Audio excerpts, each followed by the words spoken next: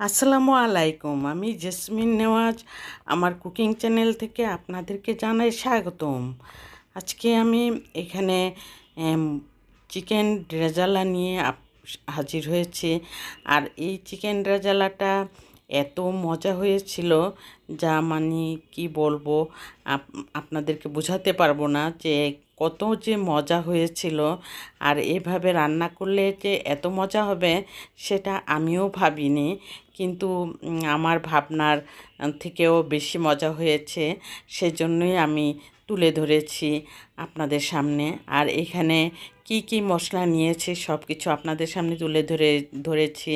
পেঁয়াজ নিয়েছি, এলাচি, দারচিনি নিয়েছি, জিরা, ধনিয়ার ফাঁকি নিয়েছি, পাউডার দুধ, তারপরে বাদাম পেস্ট, আদা রসুন পেস্ট, সব কিছু মিলিয়ে আমি বিরিয়ানির মশলা মানে রেজালার মশলা নিয়েছি।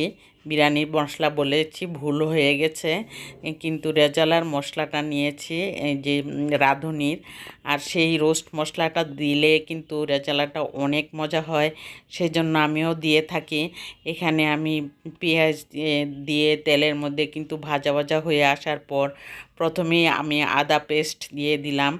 আদা পেস্টটা আর বাদাম পেস্টটা দুটো দিলে তেলের মধ্যে ভাজা ভাজা একটা ঘ্রাণ চলে আসবে, সেই চিন্তা করে আমি বাদাম পেস্ট আর আদা পেস্টটা তেলের মধ্যে আমি ভেজে নিই যাতে কাঁচা গন্ধটা না থাকে। তারপর আমি কোনো পানি দিইনি, কিন্তু এখানে পাউডার দুধ দিয়েছি। তারপরে হাফ চা চামচ মরিচের গুঁড়া, সাথে ধনিয়ার গুঁড়া আর জিরার গুঁড়া দিয়েছি, ভাজা জিরের গুঁড়াটা। আর এখানে রাঁধুনির রোস্টের মশলাটা দিয়েছি।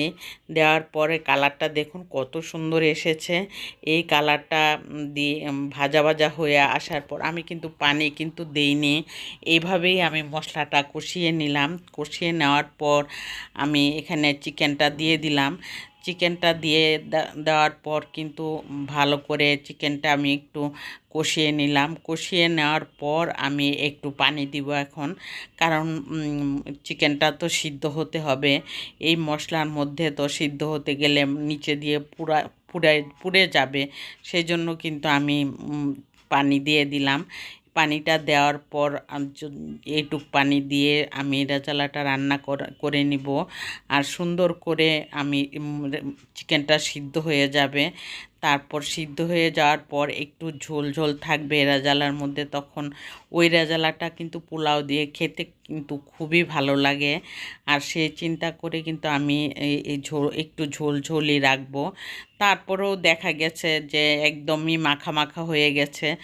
যতই বলি না কেন ঝোল রাখবো, তারপরে চুলার মধ্যে মনে হয় যেন আরেকটু রাখলে ভালো হবে, আরেকটু রাখলে ভালো হবে, এই চিন্তা করে রাখতে রাখতে দেখা যায় যে ঝোলটা একদম শুকিয়েই যায়। আর আমার ভিডিওটা যদি আপনাদের কাছে একটু হলেও ভালো লেগে থাকে তাহলে অবশ্যই একটি লাইক দিয়ে কন্টিনিউ করবেন, আর সাবস্ক্রাইব করে অল বাটনে প্রেস করে রাখবেন। আর কমেন্টে জানাবেন তো কেমন হয়েছে। আর ভালো লাগলেও কমেন্ট করবেন, ভালো না লাগলেও কমেন্ট করে জানাবেন কেমন হয়েছে আমার রেজালাটা। দেখতে দেখুন কত সুন্দর হয়েছে, খেতেও অসাধারণ মজা হয়েছে।